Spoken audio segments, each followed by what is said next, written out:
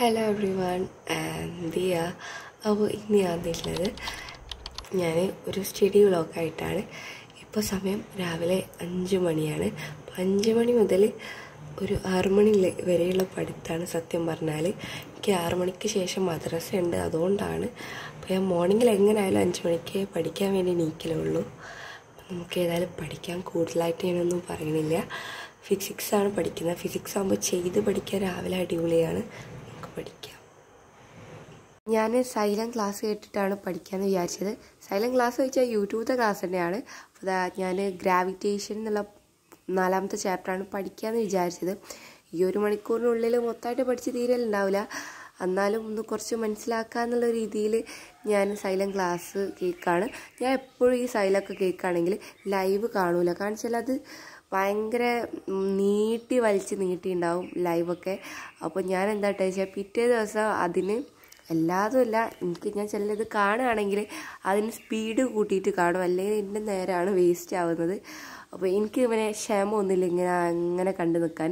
അതാണ് ഞാൻ കുറേ അടിച്ചു മാറ്റും. എനിക്ക് വേണ്ടാത്തൊക്കെ ഇങ്ങനെ അടിച്ചു മാറ്റിയാണ് ഞാൻ അധികം ക്ലാസ് കേൾക്കുന്നത്. അപ്പം എനിക്ക് ഈ പാഠത്തിനെ കുറിച്ചൊരു ഐഡിയ ഇല്ല. അപ്പോൾ കുറച്ചൊക്കെ മനസ്സിലാക്കാമല്ലോ. ഞാൻ ആദ്യം ഇങ്ങനെ മനസ്സിലാക്കുകയാണ്, പിന്നെ ഇവർ ചെയ്യുന്നോടത്ത് തന്നെ ഓരോപ്പം ഇങ്ങനെ ആദ്യം ഇങ്ങനെ പെൻസിൽ വെച്ചൊക്കെ ചെയ്തു. പിന്നെ ഞാനൊന്ന് നോട്ട്ബുക്ക് എടുത്തിട്ട് ഒന്ന് ചെയ്ത് നോക്കുകയാണ്. ഈ പാഠം ഞാൻ മൊത്തമായിട്ടൊന്നും നോക്കിയില്ല, ആകെ ഹാഫ് എന്തോ നോക്കിയിട്ടുള്ളൂ. അപ്പോൾ ഞാനിങ്ങനെ മനസ്സിലാക്കുകയാണ്. സത്യത്തിൽ പറഞ്ഞാൽ ഈ വീട്ടിൽ അധികം കാണുക ഞാനിങ്ങനെ അതിങ്ങനെ അടിച്ചു മാറ്റി സ്കിപ്പ് ചെയ്താണ് അധികമായിട്ട് കാണുക. എന്താ വെച്ചാൽ എനിക്കതിനെ ക്ഷമയില്ല. അപ്പോൾ ഞാൻ അതിങ്ങനെ നോട്ട്ബുക്കൊക്കെ എടുത്തിട്ടൊന്നിങ്ങനെ ചെയ്ത് നോക്കുകയാണ്. എല്ലാവരും പഠിച്ചോന്ന് കമൻറ്റ് ചെയ്യുക.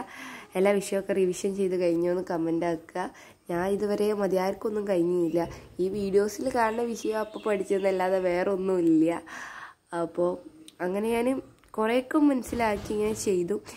ഞാനധികം ഇതേപോലെയാണ് പഠിക്കുകയാണെങ്കിൽ ആദ്യം ഒന്ന് സൈലൻറ്റ് ക്ലാസ് ഇട്ടൊന്ന് ഒക്കെ മനസ്സിലാക്കിയിട്ട് പിന്നെ എൻ്റെ ഒരു രീതിക്ക് കാണാപ്പാഠം പഠിക്കില്ല, അങ്ങനെ എന്തെങ്കിലുമൊക്കെ മനസ്സിലാക്കിയെടുക്കും. എനിക്ക് കാണാപ്പാഠം പഠിക്കുക എന്ന് പറയുന്നത് എനിക്ക് ഏറ്റവും വലിയ മെനക്കെട്ടുള്ള കാര്യമാണ്. എനിക്കങ്ങനെ കഴിയൂല ആ സംഭവം.